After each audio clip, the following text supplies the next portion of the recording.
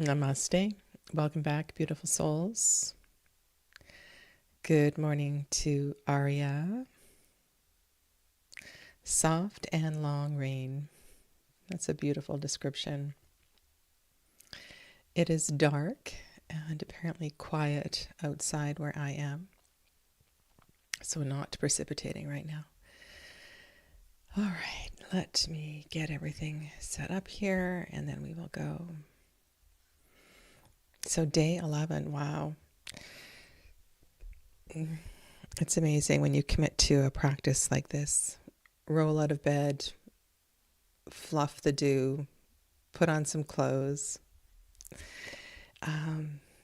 I really enjoyed this last year and knew without a doubt that I wanted to do this again. I think that these little snippets it's just a great way to put together a half hour of content. And I want to thank you for your wonderful, wonderful feedback.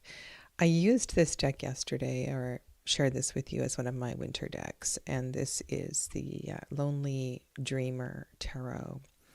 And one of the things that captivates me in this tarot, the purples I absolutely love, but there's some darkness, dark corners to it. There's some things that are hard to decipher. Good morning, Magdalena. Namaste. And yeah, this is sometimes I don't quite know what to do with this deck, and I think it really has a very heartfelt kind of energy. And so the question I want to ask this morning is this: as I look into the dark and twisty corners of the lonely dreamer, show me a sign of comfort and a sign of reassurance. And as always, I ask this message be in the highest for the greatest good, and that no harm be done. So be it.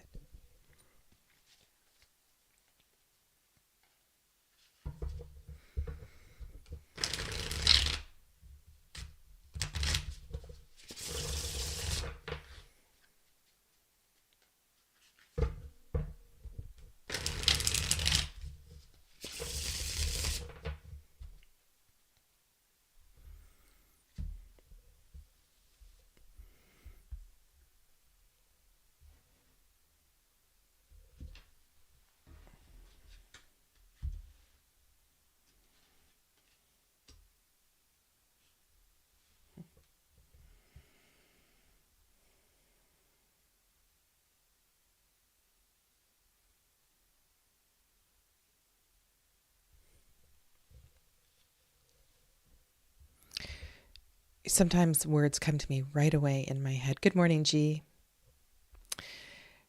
And it was, you will go on. You will go on. Not quite sure if this is for me or who this is for. You will go on. And this particular painting almost looks as if the charioteer, the chariot, is jumping off a cliff.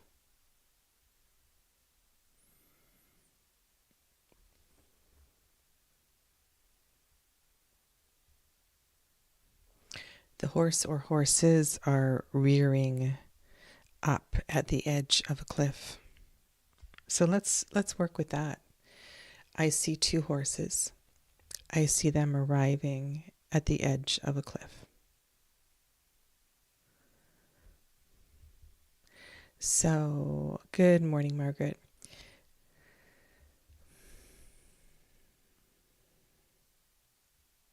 So several things here. One is that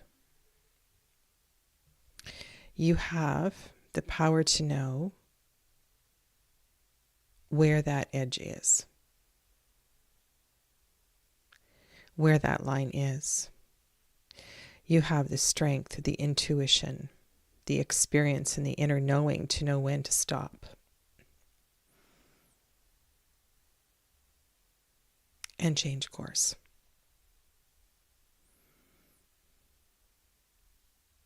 both the brown horse and the white horse, they have both stopped. They are together here. And while this direction,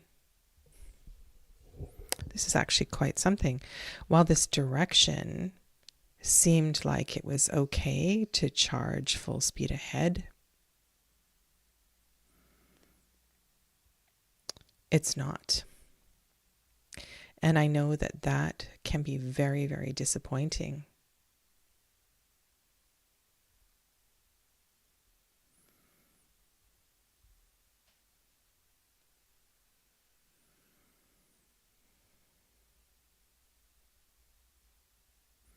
And you may see, Margaret's put something really beautiful in the comments as well too. You may see something very different here. But I think beneath all of this, there is a strength.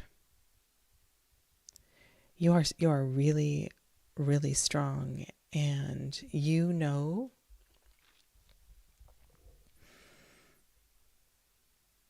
so the question was, show me a sign.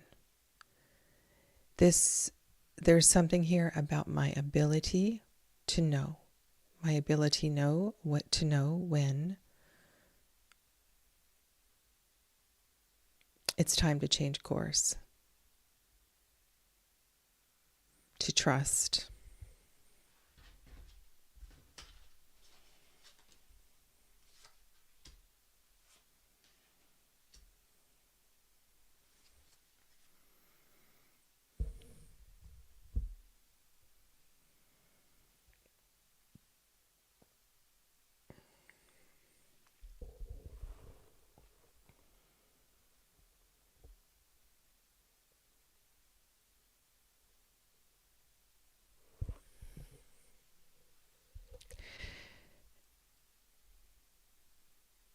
And I think what I have said so far makes sense with what is going on here.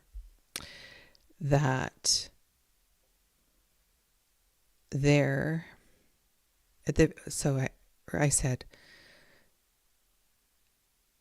you were quite certain that it was okay to charge full speed ahead. This felt really good. But now, even though you may have invested money, time, energy, principle,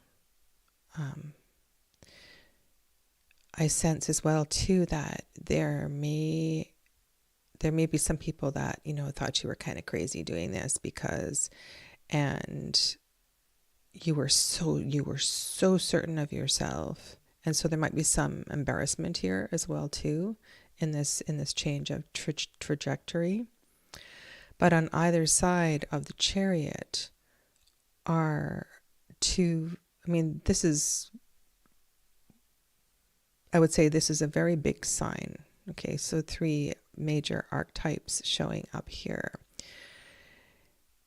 And there's something about the way that face in the Justice card looks through the truth, looks through this perception. And death is very active here and saying, this is now, this is here, this is now. And this is definitely for your greater good.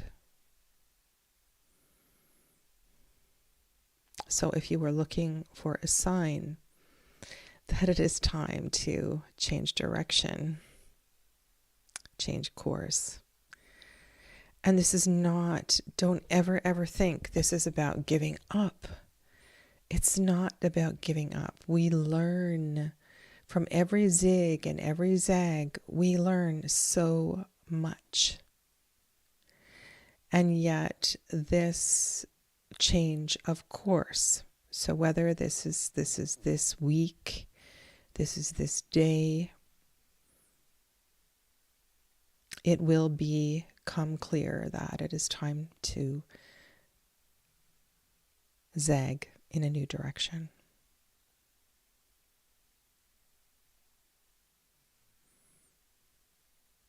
Is there anything to the color orange?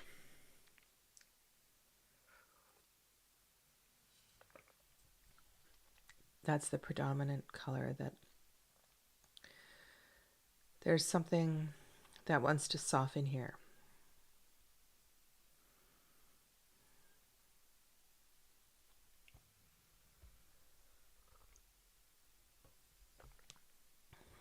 And while I think of Swadhisthana chakra, sacral chakra with the color orange, you may have another, it's that red orange group of colors that's standing sort of, standing out for me. So that may also have a connection for you.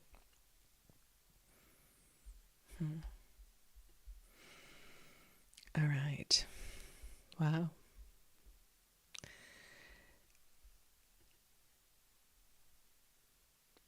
Okay, so this one I have been struggling with a little bit, and I might take a couple of days to let's keep that reading close.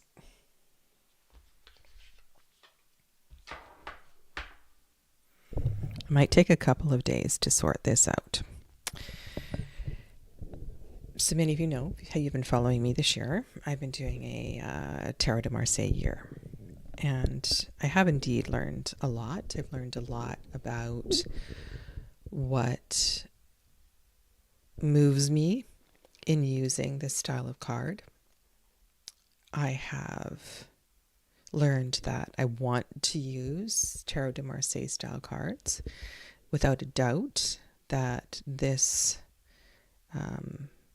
is part of my practice I want to continue to develop. That, as I always knew, that the connection to history. Now, I don't feel like I have had deep connection to European past lives. That's not so much it as it is just a connection to the older world, the older way. Sometimes I use the expression, the shoulders upon which we stand, that sort of thing. And so today I have for you on my table a selection of contemporary Tarot de Marseille decks, and I want to just sort them into groups and help you with my process here. And then I'm going to show you which ones resonate the best with me. Okay? So this is today my favorite contemporary in what I have in my small Tarot de Marseille library, tarot contemporary. I don't even call them Tarot de Marseille, but they're contemporary renditions of this style of tarot.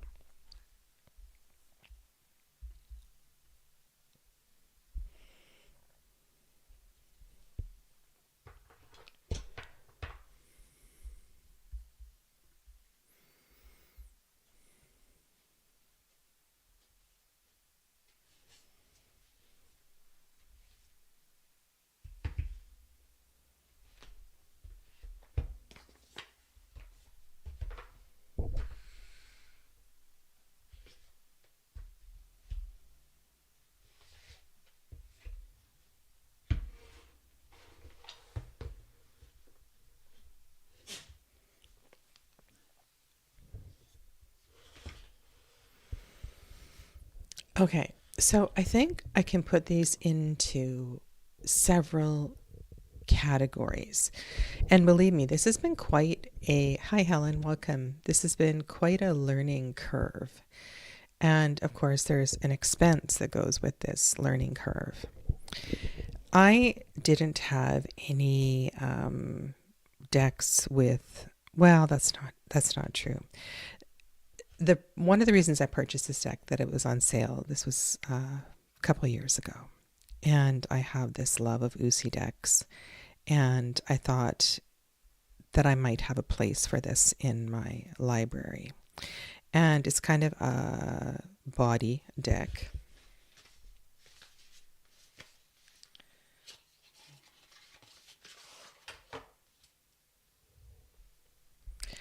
But the short, I suppose the disappointment in this deck for me is that it isn't true to the Tarot de Marseille system. So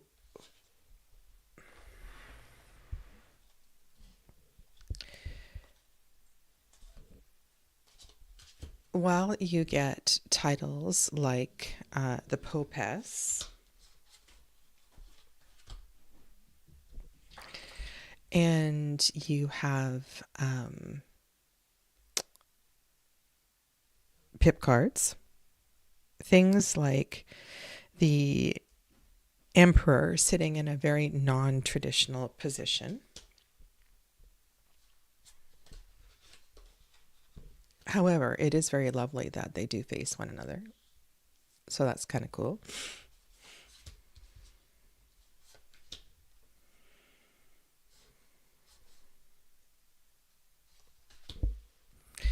It doesn't stick to the 11 as strength and 8 as justice.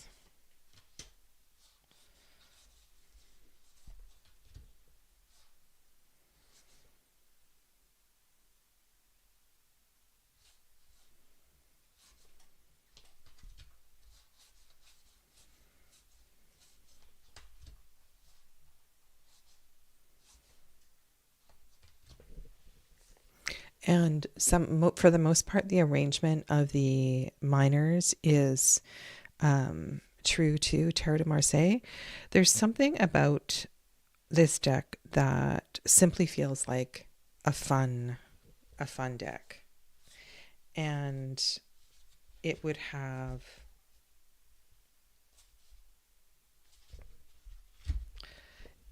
its place in, for certain occasions or for a party or for a certain type of reading. And it's actually kind of pretty, like the way the artwork is done.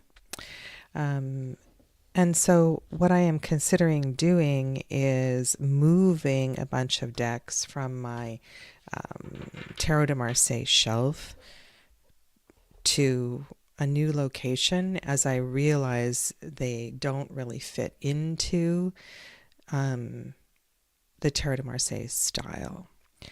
And this deck, which I've also had and I know is a beloved deck,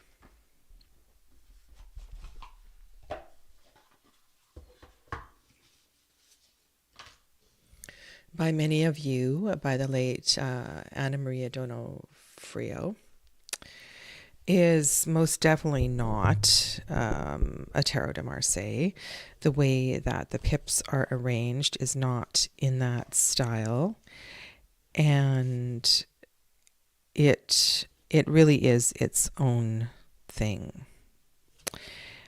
It does have an old world feel to it, which is lovely. And of course, it's a beautiful deck. The paper is lovely. But I would not consider this a deck to study if I'm learning the Tarot de Marseille. So this has been a big eye opener for me. And Aria, who's in the chat, has been with me pretty much every Saturday. And so it's been a great process. And while some of these decks that I'm showing you were in my videos early in 2024, they've all but disappeared. And this is deck, certainly, this is the Onasios, 4th edition, edged in purple. This is supposedly based on the work of Jodorowsky, and Jodorowsky's and Camoine's deck is based on the Nicholas Conver deck. And this is a deck that really does flip and flop between what I would describe as energy from Jodorowsky's writings, as well as there's certainly some RWS influence in this deck.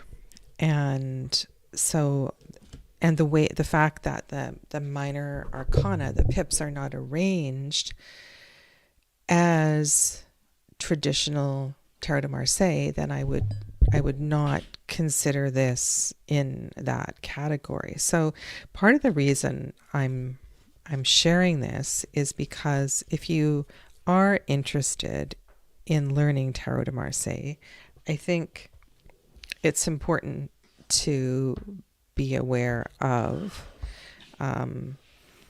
maybe some newer iterations of the deck that feel easier to look at, but at least stay true to the Tarot de Marseille tradition. Now, this lovely little deck, which I gave myself for Christmas last year, and many of you have the Playful Heart Tarot, and this is by the same creator. This is a really, really pretty deck. And one of the things it does do, the use of the gold paint, and it's almost three-dimensional on some of the cards, because these are in traditional Tarot de Marseille arrangement. It does help to give you focus and perhaps see something that you wouldn't see in a planar deck this way, in the same way that in some of the cards there's two colors. So I really do quite like what happened with this deck. Also, the color coding makes things kind of obvious, and yeah, I think it's a cute deck. It really is. And it does feel true to the patterns of these older decks. Now, I've had this one for ages, sort of when I did my first kick at the can of Tarot de Marseille, as well as Tarot de Maria Celia. And both of these decks are certainly in the tradition of Tarot de Marseille style. And I know there's one other deck that I don't have that I think a lot of you do that fits here, and that would be the Squid Cake Marseille. And that is a deck that I would like to look at. But this deck, I think, is certainly one, while it is kind of cartoonish,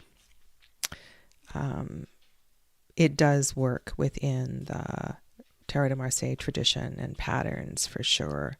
And the colors are kind of fun, that's for sure. And in the same way, this one, I will never get rid of this card, this deck, just because of the moon card. I think the moon card is absolutely stunning. I did sell its counterpart deck because I just felt it was too stylized and not true enough to the tradition of Tarot de Marseille.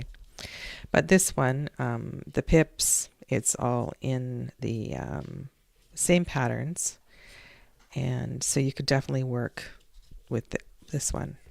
So there we go. And then I have three others. And perhaps this process is an exercise for me in choosing the Tarot de Marseille that is going to stay close at hand and be one that I reach for and know that the patterns are true and that I'm not making stuff up, if you know what I mean. Sorry, there is one other deck that it bears mentioning here that it's going to stay on my table because it's just so darn pretty and I love it. And that's the Tarot of the Ozarks. But this is a deck that is sometimes not true to the patterns of Tarot de Marseille. However, this definitely is a favorite and it stays on my table. If you don't know this deck, it's by Laurie LePage. I believe it's still available on Make Playing Cards. Yeah. So this is one, and it's just one that I have grown attached to over the years. This is a super colorful deck, and it's a queer deck, and there are some amazing cards in it, like the Hermit is one. Just takes me back to India, and it has that sort of Noble-esque Fool card. And the pips are absolutely stunning. It incorporates floral work with a layer of meaning. So the creator does talk about the floral work in the minors. And if that resonates, certainly you can build that in. The minors are in the traditional shape. However, this is a deck that I would only use for certain occasions. It's just not one that I feel that I would that I need to have out at. I want to make sure you see and the directions, the positions. It's quite traditional to Tarot de Marseille, and this looks like. So this is a blend of Tarot de Marseille styles, and oh my goodness, what is this style of deck? This is from, this is not from Tarot de Marseille. It's a whole other style of tower card, and it's been wonderful because now I can pick up on where certain cards are inspired from. Yeah, and honestly, I do. After this year of every single week, at least 2 days a week, being with these cards, not this deck necessarily, have really come to understand and love certain things about the Tarot de Marseille, and that is the two people and the Sun card. That's one thing for sure. But before I put this one down, I want to make sure you see my Indian Hermit, and I just absolutely love this card.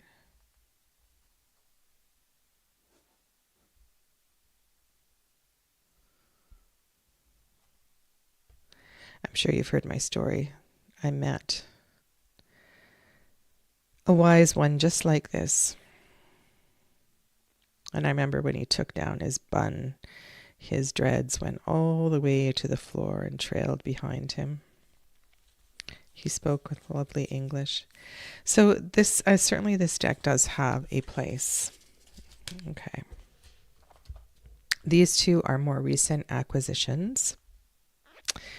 This one, most definitely, this is my Midnight Tarot, is a blend, as is the Pablo Robleto's Tarot de Marcella, is a blend of Tarot de Marseille styles.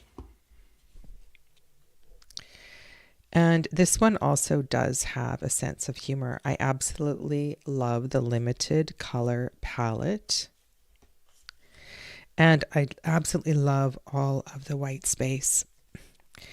And I can see this deck becoming a favorite to use, almost so that I could use this deck, and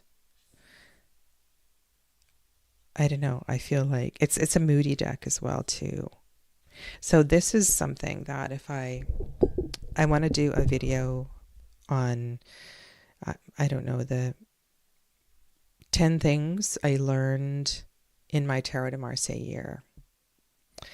And one of them is that and I don't know what the right word is, but there's a lot of Tarot de Marseille decks that have really ugly faces. And this particular deck, I would say, rather than ugly, really picks up on the moodiness of the faces.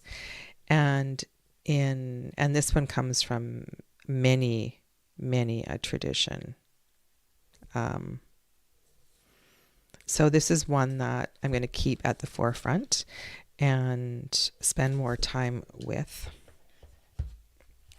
And then Pablo Robleto's Tarot de Marcella.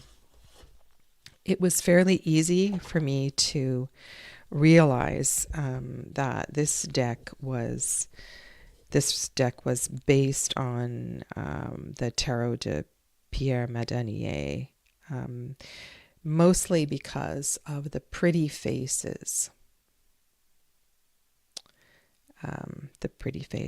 And it's easy to look at, and I think you described it this way, and maybe because of the tea-stained kind of paper, and it's not tea-stained, it's just the color, it's a solid color. It's not white.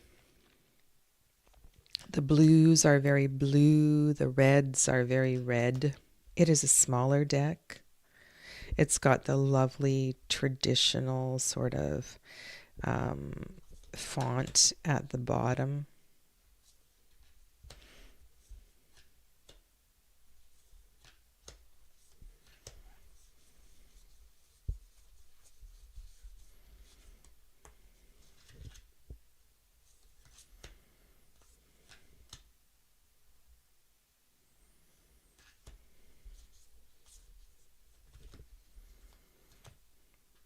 And so I can imagine a newcomer to Tarot de Marseille,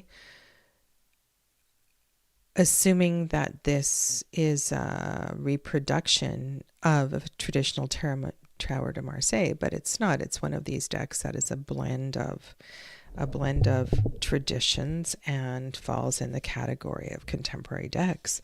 So this is not a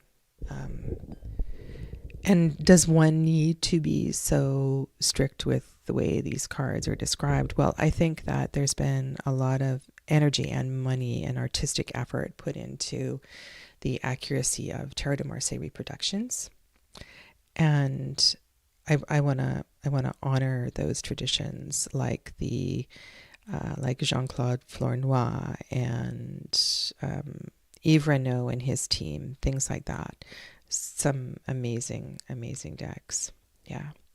So from these and just this, I really wanted to do this, and I'm sorry I took so long this morning.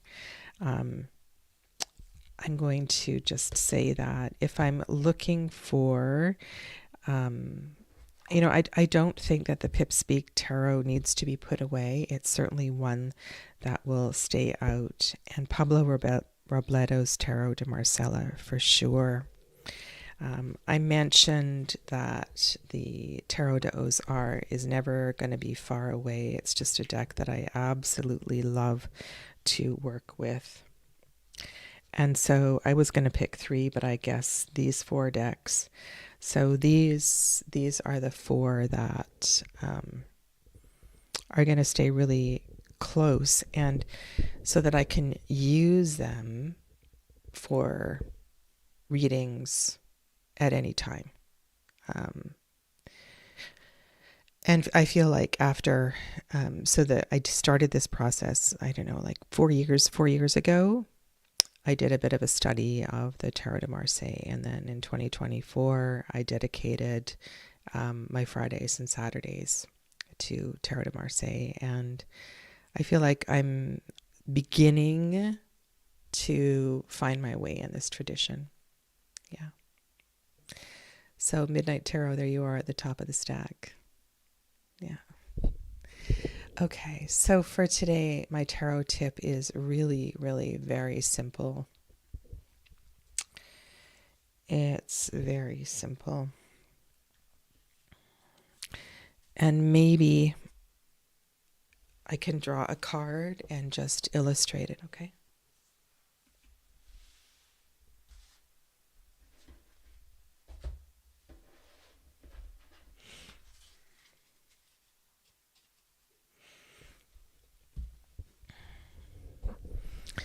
And this is something that's come up so many times. And I want to thank you, and I want to encourage you to continue to email me.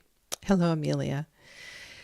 Please continue to email me. And sometimes I don't answer your emails right away. It takes a couple of days, and embarrassingly sometimes longer, because you ask some really layered and complicated questions.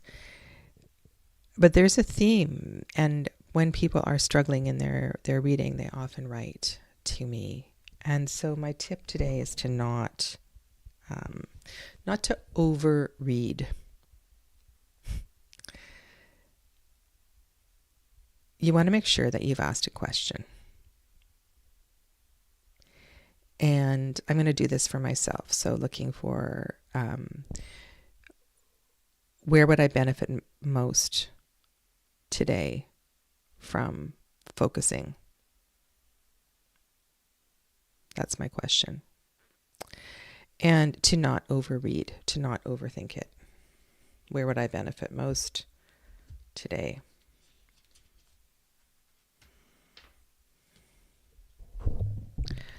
Wow, this is beautiful.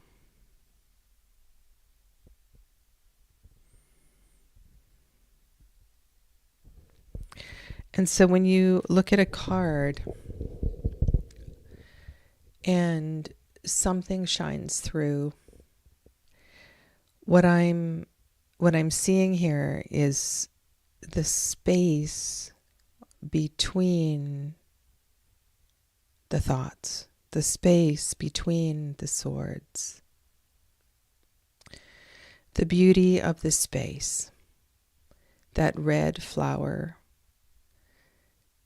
that is filling up that space.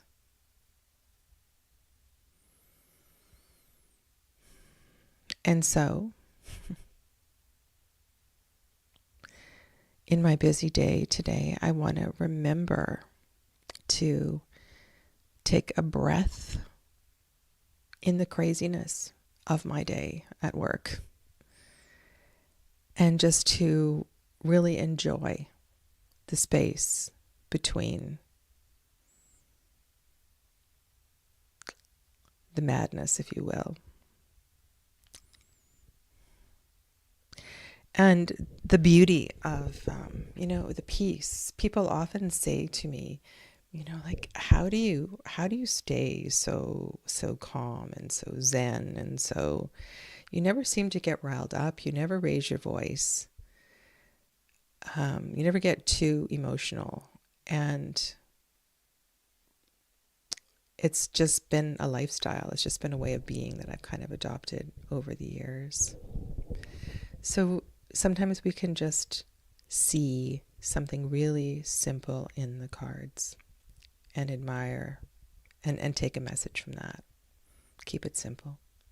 Don't overread. Thanks for being here. Have a lovely rest of your day. Namaste.